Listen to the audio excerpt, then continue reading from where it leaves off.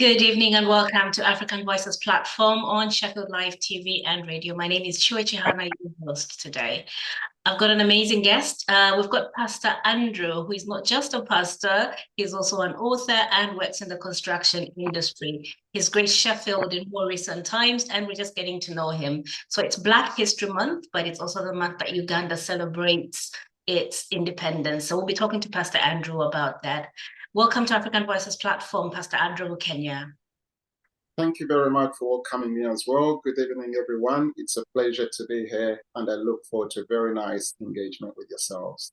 I'm excited about this one. I mean, you've been busy, you're getting books launched, you're working on Blood. So we've got so much to talk about, but you're also a pastor. So tell me a bit about yourself. When did you come into Sheffield and how has it been for you? Well, starting off with doing a lot, I always tell my children, do the best you can with what you have while you still live, because you only have one day. 1st October 2024, I'll never have another one. So whatever I can do today, I'll do it. So I've just moved into Sheffield about 4 years ago from London, where I've been living for the past 24 years. So Sheffield is okay. I like it. I love it. I resented it at the start, but I'm enjoying what I'm getting into at the moment. So you people are making me love it by the day. Every other day, I continue to fall in love with it. Oh, lovely. Well, welcome to the smaller city, but with bigger heart, I suppose, over London. So we're glad to have you. Um, let's get firstly straight into the book you're about to launch. This is your second book, but I want to get into Shining Bright in the Shadows of Rejection. This is the book that you'll be launching this month alongside your celebrations for Uganda's event. That book sounds deeply personal. Can you tell us about the inspiration behind writing it? Just you said the second one. The first one is When the Past Hurt, Still Hurts. I did that about same time last year, December. So this one, Shining Bright in the Shadows of Rejection. I'm a person who is so much involved in the community, and I relate with a lot of people. So most of the experiences are not only about me, but about the people I lead. It's a topic, or all the topics I write about, they're not entirely about me, myself, but Yeah. about community, that putting together life experiences, things that relate not only to me, but to everyone, they're identical to everyone. At some point, everyone, irrespective of your social status, you could have tested the test of rejection. It could be a job application where you applied for a job and you didn't get it. You may feel rejected. You could have applied for a visa to go into a certain country, and in your passport it was stamped rejected. You could have traveled, bought a ticket to the airport terminal only to get to the airport and you sent back where you came from. That's rejection. So it's something that affects everyone. It could be tendering an application for a contract from a business perspective, and that company doesn't get it. That's a rejection. But how do you shine bright while all that is lingering around it? So that's the great inspiration. It's about social responsibility. Quite the revelation, actually. That's you don't actually think about it in the broadest possible terms, but thank you. Yeah, that's quite significant. And what is the key message that you're hoping readers will take away from your experience, from their experiences with rejection and overcoming adversity once they read your book? If I was to write one sentence that would say everything, I would say, uh, do not write yourself off. You can still make it. Do not write yourself off. What you're seeing today, there is another chapter of your life. So what you're seeing today should not all stop on your prospects of shining. You can still shine. Awesome. You're a pastor, so it's important that I come back to this book with a thinking around your spiritual journey. How is that reflected in the themes that you discuss? My spiritual journey, the reflection in the things that I have discussed, I'll run back to that of the things I write about, a reflection not only of the person who wrote the book, but so many lives, people I get in touch with, people I pastor, people I relate with at work, the stories I hear, so I Yeah. compile them. So how it reflects on my journey of Yeah. life, of faith journey. I Mm-hmm. like I like to make others feel. I personally don't like anyone's soul, spirit, life, future to be dumped in a scrapyard and left there. I always like to see people that you can regroup yourself, you can take a few steps back. Maybe you've Mm-hmm. taken forward, you failed, take 10 back and start again. Maybe you're going to take 100 forward. So it's how it reflects, it's a passion that I have on my heart to see that people shine. And that's how it reflects on my faith journey. I love seeing people happy. I Yeah. love seeing people excelling. I love seeing people achieving. I like Mm-hmm. people seeing that they're walking into their identity, their true purpose. So even if it's not happening to me, but if I see someone happy, I just feel so great. I just feel nice and awesome. Oh, that's so empathetic. Um, and in particular, what do you think will most resonate with your readers? To be particular, what I think can resonate with, maybe in other words, some more or less of what I've said already, Okay. is I like people to have that confidence that what you are seeing today, what you are experiencing today, what happened to you yesterday, what could happen to you tomorrow, should not put a full stop on your life. You can still shine irrespective of how dark, how gloomy. It doesn't matter how many driving tests you failed. It doesn't matter how many marriages you've been through. There is a glorious marriage where you can shine. It doesn't matter how much your past has been too terrible. Mhm. I wish we can all pick that up and gather the strength and the resilience to face today and tomorrow in a different perspective. Lovely. That sounds like everybody's getting an opportunity to hit a reset button when they read your book. I It's almost wish everyone does, yeah. That would be like, yeah. What's been your writing process like for both your books? What's your writing process? How do you get there? my writing process, every person around me, including my wife, my family, they always wonder how I get the time to write books. Uh, Because um, I have a very busy schedule. yeah. But I can only thank God that I don't know what kind of memory I have and the way I interpret day-to-day things into writing them into a scenario and write it down. I have bits and pieces of paper and I write things here, there. And then I just, sometimes when I'm driving with my children, I'm just sitting on the steering. I tell them, can you please write this down for me somewhere? It comes to my mind, then I write it down, then I remember something, I write it down. Mhm. Then I make a sketch. Then I've also got a wonderful team of editors and publishers who are in Uganda that I pass on my raw material. Then they help me rearrange it, put it in paragraph, and publish it. The beauty you see in the book, the writing is mine, but the arrangement, there's some people are really gifted with that. The So people there. Yeah. it's a team, yes. Well, kudos to your team. How has the response been so far with, to those that have had the privilege of reading it before the launch? How have they responded to it?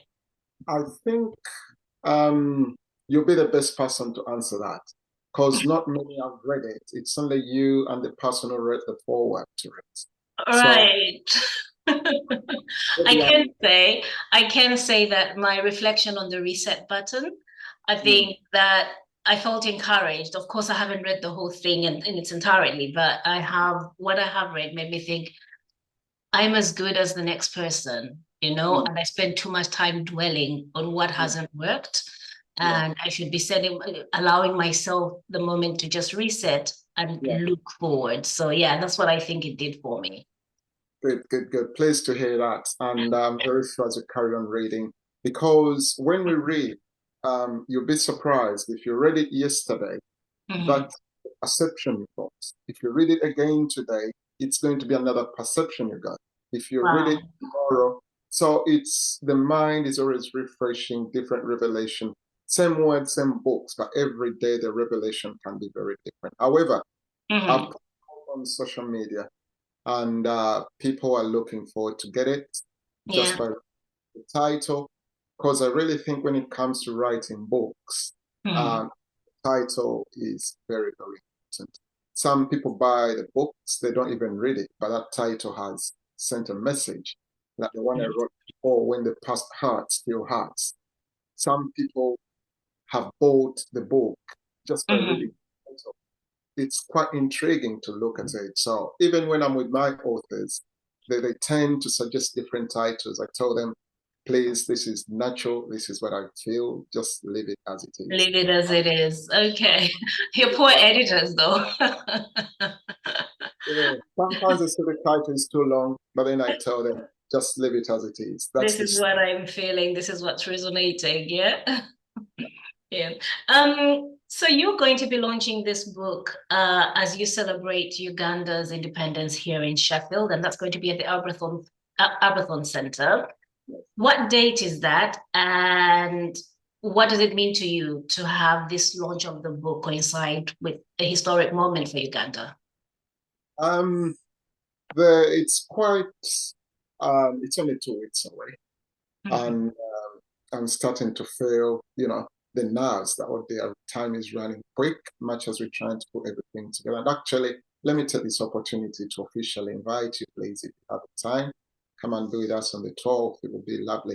So the coincidence, it's intentional, because sometimes when we use the word coincidence, sometimes it's just like it happened, not planned, but it's a positive coincidence, if I may say so. It was intended. You intended it to be. Yeah. Because it's Black History Month, it's Uganda independence, and it's a launch of a book. Now, independence, the Uganda independence, everyone, depending from how you want to look at it, some have it as a historical moment. Some can, I do have so many friends who are from Uganda, were expelled by Idi Amin, 1972. The Asians were expelled. So they have some history there. Yeah. And they feel they were rejected at the time. Some of them have wounds that still hurt. So this is also going to be a moment for them to read this statement that you can still shine. Don't worry. History rejected you in Uganda, but you can still shine past that. Then also we celebrate the independence, the colonialism, and everything. Then beyond that as well, to showcase myself as a Ugandan author within my fellow Ugandans and all the people who come there. So I want to put everything together there. That would be the icing on the cake as well. Right. So you're hearing it here. You've got an invitation to the Ugandan independence celebrations and the book launch as well on the 12th of October at the Aberthon Center here in Sheffield. Now, there are multiple communities. You've also indicated the Ugandan Asian community that was expelled from Uganda, but there are also quite a lot of diaspora communities that will be coming along. What's the importance of such community engagement events for diaspora communities?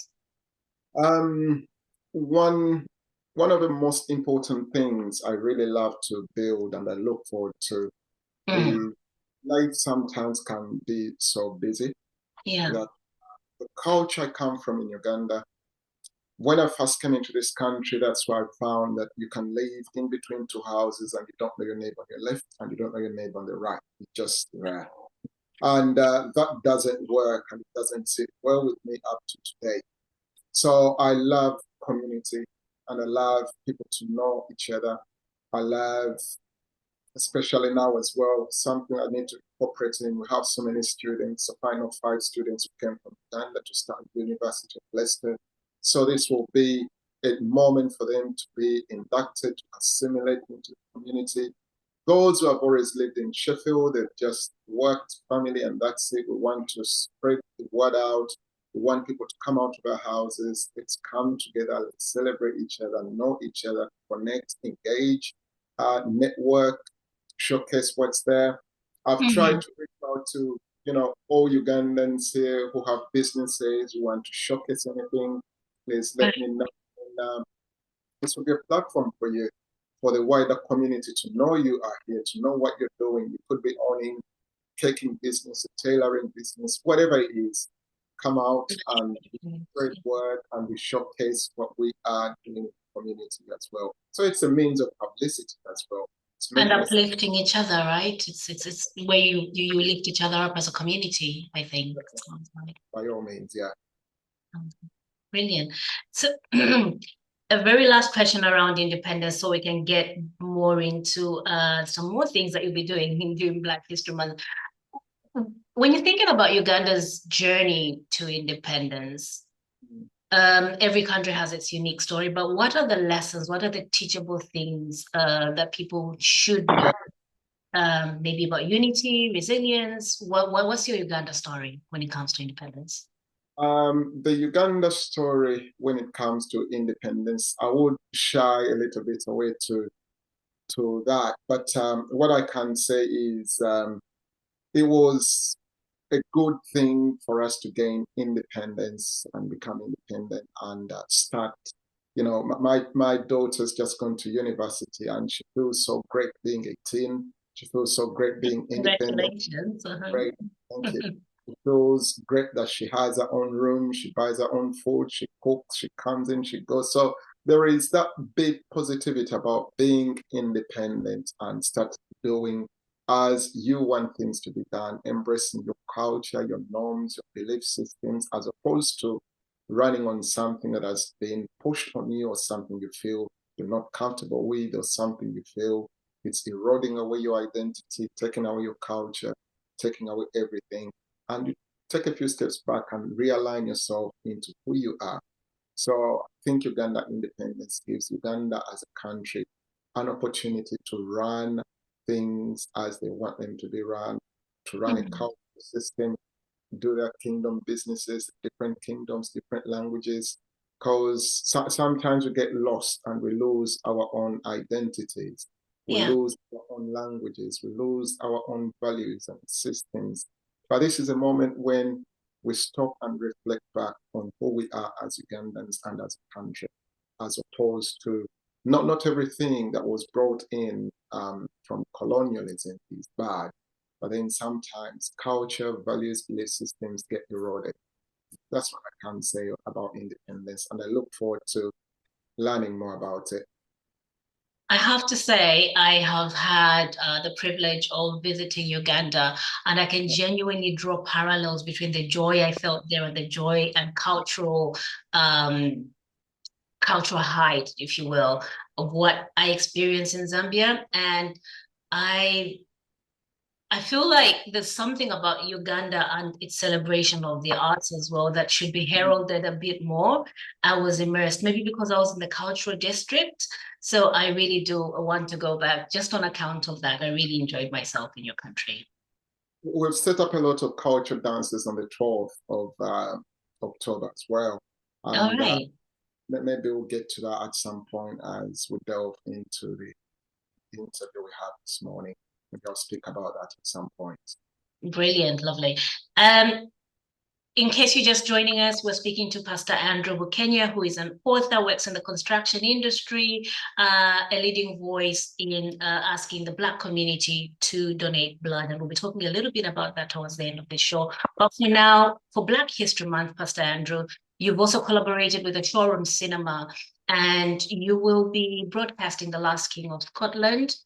Why was this an important film for you to showcase? Right.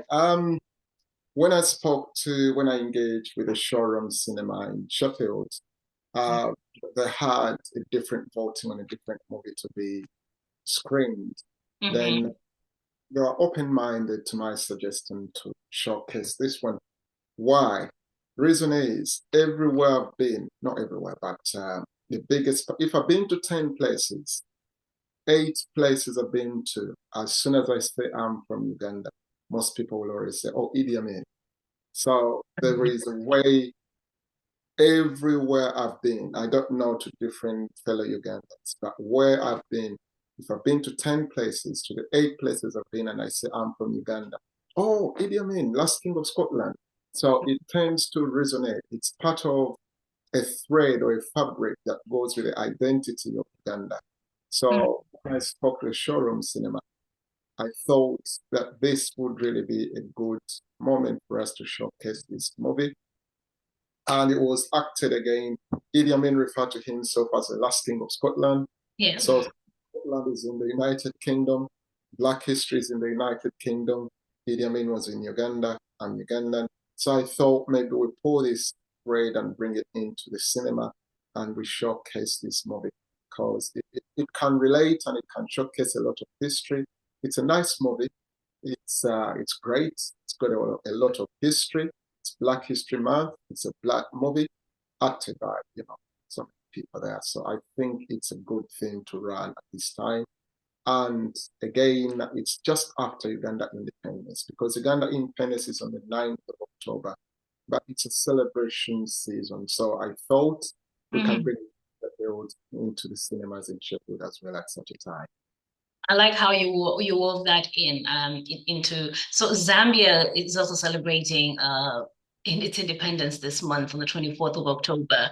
But I think I've not necessarily have been able to weave in the concept of independence into Black History Month here. But that's such a clever way to do it because it does link in. The legacies are intertwined, aren't they? So a Black History Month in the UK will resonate for Uganda, having been a former colonial colony of the United Kingdom.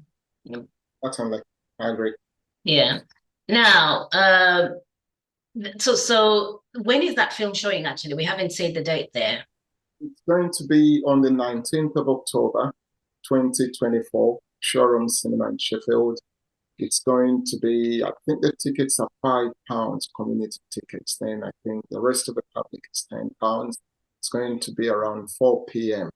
So everyone is welcome to come and join in. Hopefully, you shall have a good time.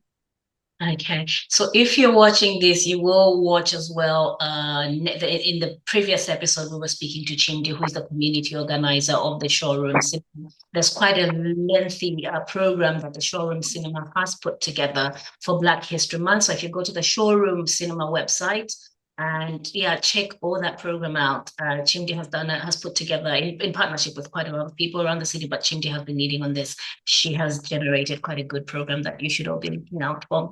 Pastor Bukenya, yeah, as you're engaging more with the Sheffield community, what are some of the key goals you have for your ministry as a church? And we haven't even mentioned the church. It's Alpha and Omega Church in Sheffield, right? Yes, I knew it would come to that at some point. I wouldn't let you up without mentioning that. Well, here we are then. What are some of the key goals you have for your ministry and your public engagement in Sheffield? Thank you. Our ministry, the ministry I lead, our vision is ministering love, joy, and hope to everyone in the community. The kind of model church that I'm so passionate about is the traditional church we have. The setting is people come to church, you pray, celebrate, and go home. But we're trying to find ways where we can bring church to people wherever they are in ways that are acceptable and tie into them without compromising the ethics of the church. Right. No one in this world, irrespective of who you are, everyone loves to be loved. Everyone joy. Everyone wants hope. When you look into everything that the government is doing, cost of living, this, that, they all tie into love, joy, and hope. They are expressing and exhibiting love. Maybe to them it will be by giving maybe incentives on how to get maybe benefits of this and that.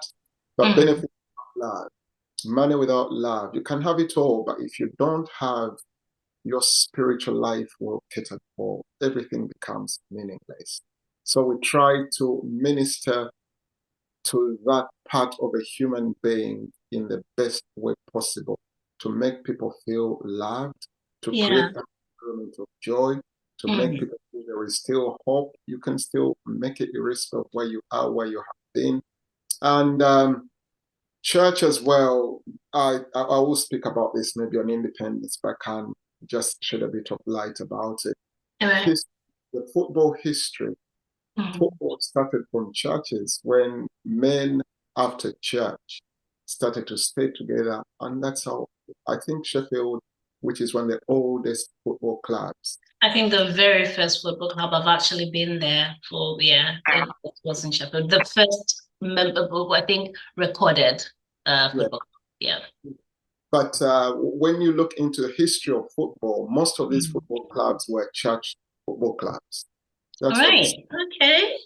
Mm. they started off from church, men coming to church, and after church, they started kicking the ball, and all these things started.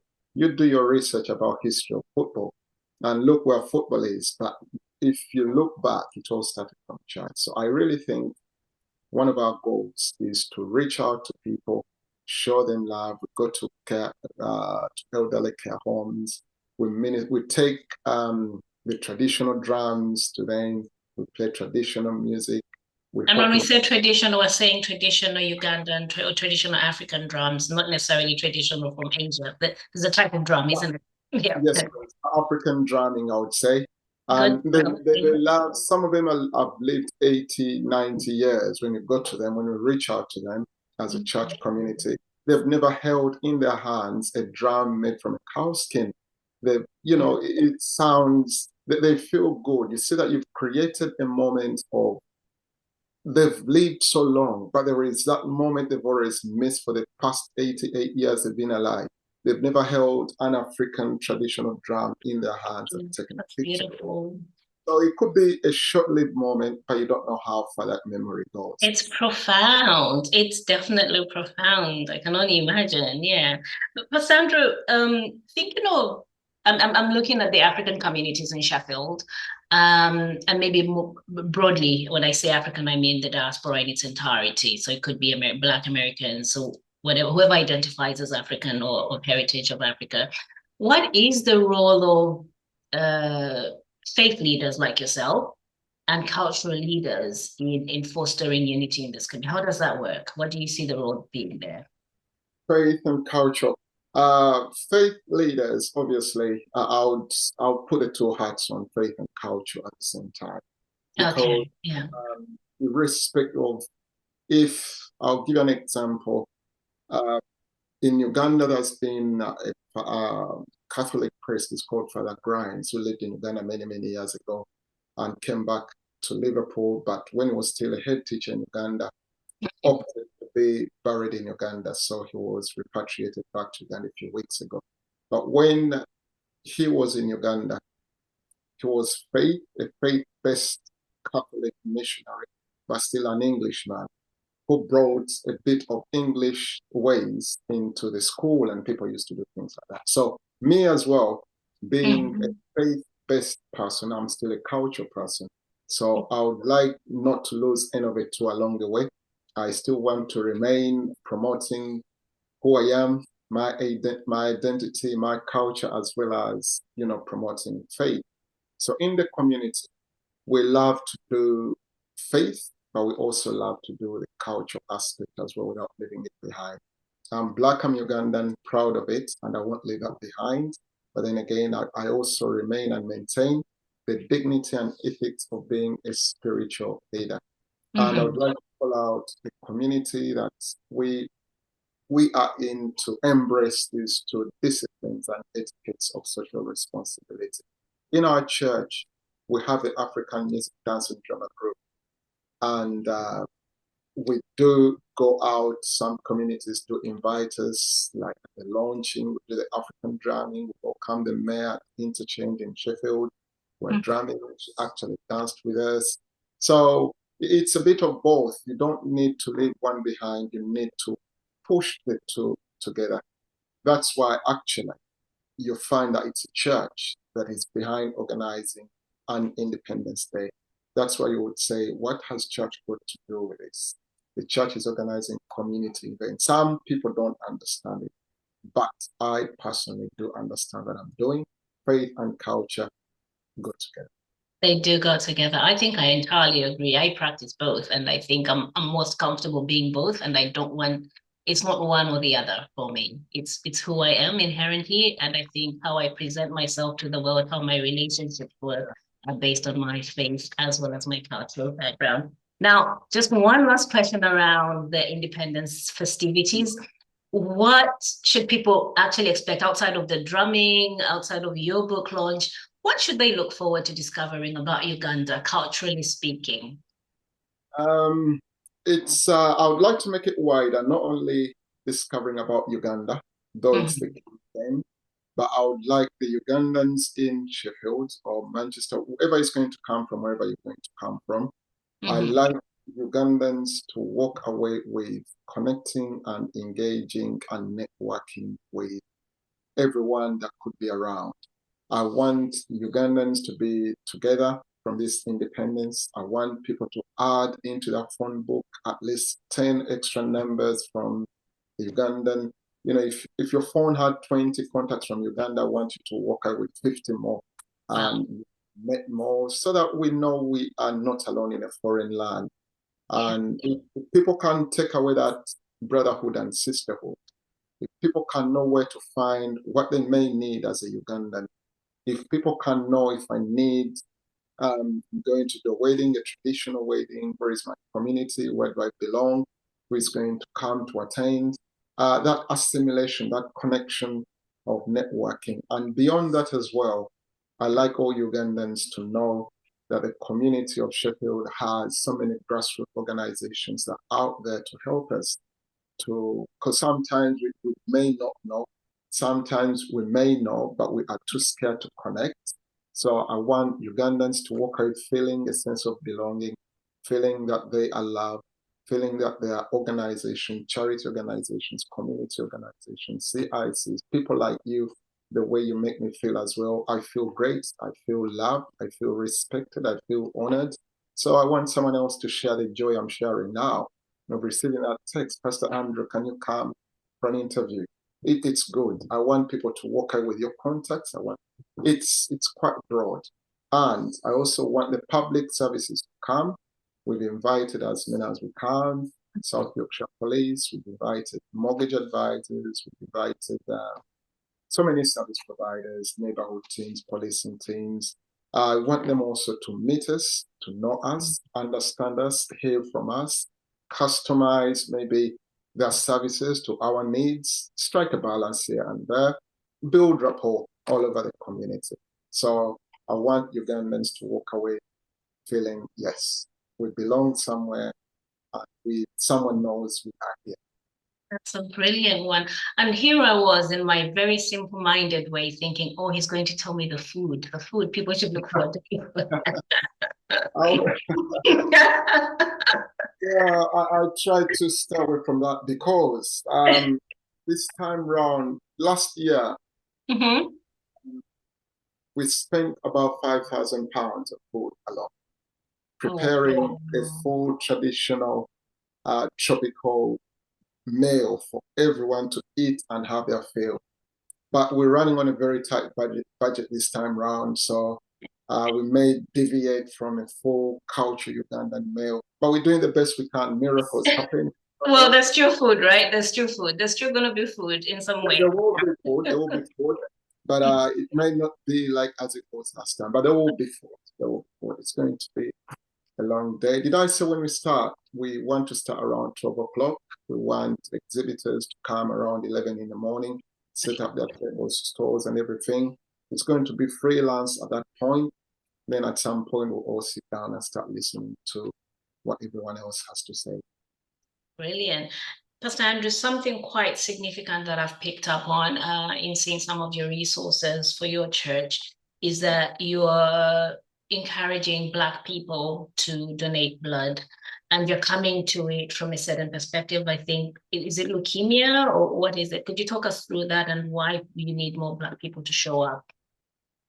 Yeah, these are some of the things I'm really, really very passionate about. There are some things that affect us. This one is not only about Ugandan. This one is African, Afro-Caribbean, and Asian. I've just come of a period of time, a few months ago, so to say, to understand something called sickle cell. It's sickle cell, okay. Yeah. Sickle cell is mainly prevalent in people of African heritage. And Asians, to them, I think it's called thalassemia, something like that. Yeah. It's a blood disorder that thalassemia. Yeah, thalassemia. I think, because I've got a friend who's running an organization here in Sheffield, and you're right. Yeah. And lo and behold, so many people do not know so much about it. Yet it's affecting us in particular. So if it's something affecting us in particular, that's where being a faith leader and a culture leader starts to play in. Then we stay silent. And one of the remedies, it's not, we have a solution to that, giving blood. Because people who suffer from that disorder, sometimes they need transfusions. I've met some of them, and they can say you can be waiting for blood transfusion for 8 weeks. And blood is free. You just go sit down, you don't pay for anything, and you donate blood, and you save someone's life, you make someone happy. So I personally went in and donated blood. There is, it's a bit biological, not that so etiquette when it comes to biology, but are those blood groups or something ABB and something like that. Yeah. But then within those main blood groups, there are subtypes. So African heritage blood, we have the subtypes that are needed to treat people with sickle cell. I donated blood, and one of the most rare blood types they need, I happen to have it. That's my blood type, that's my subtype.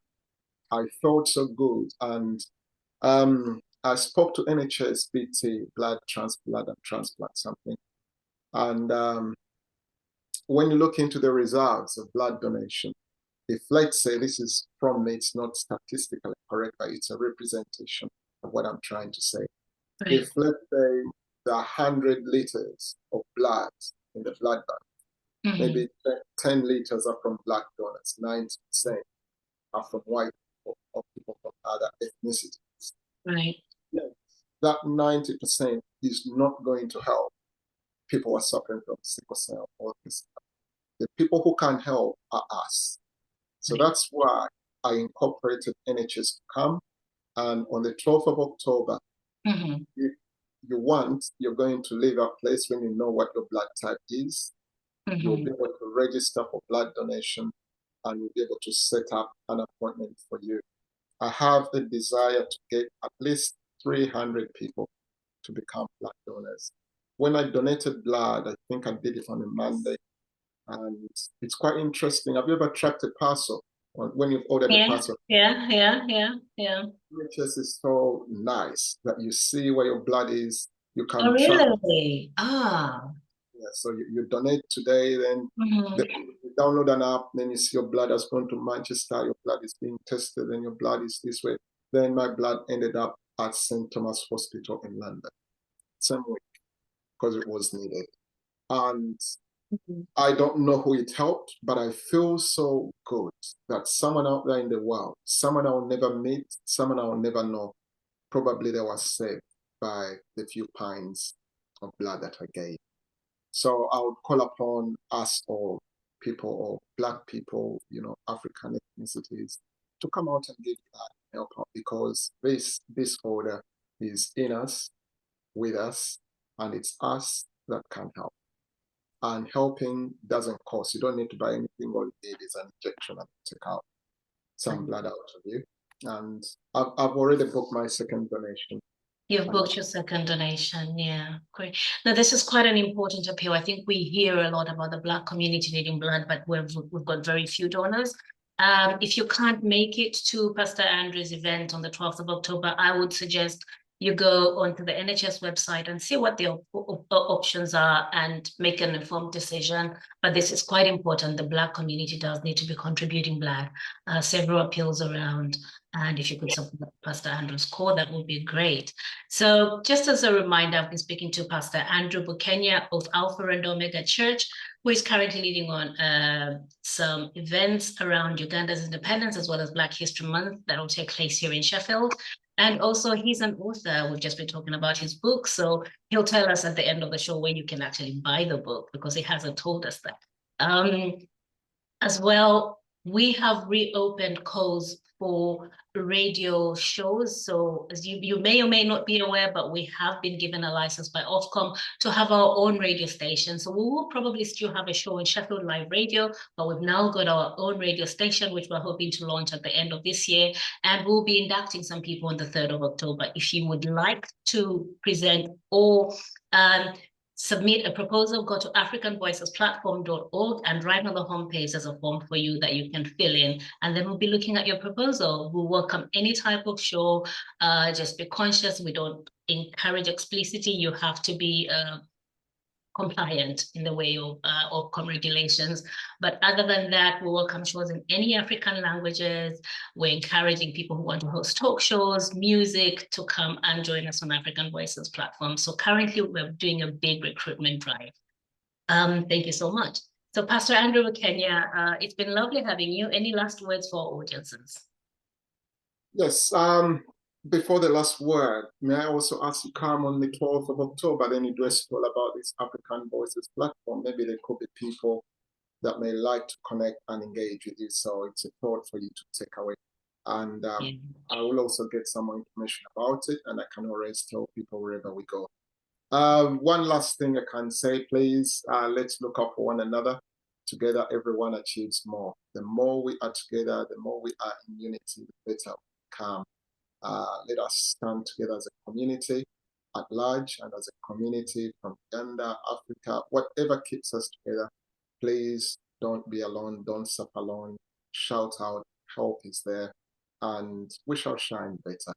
The books will be launched on the 12th of October, and it will be on Amazon. But I think on the 12th of October, you will have an opportunity maybe to take a photo with me as well with the book. So which will be monumental to you. So please come out. That's all I can say. And an autograph, I imagine. An autograph too? An autograph too. So let's go out and shine in love, joy, and hope. Love one another. Cause someone to feel joy. Create a moment of hope to someone out there. Thank you so much, Pastor Andrew Bukenya. And you've been watching African Voices platform. If you're on radio, thank you so much for joining us on radio as well on Sheffield Live. Good night.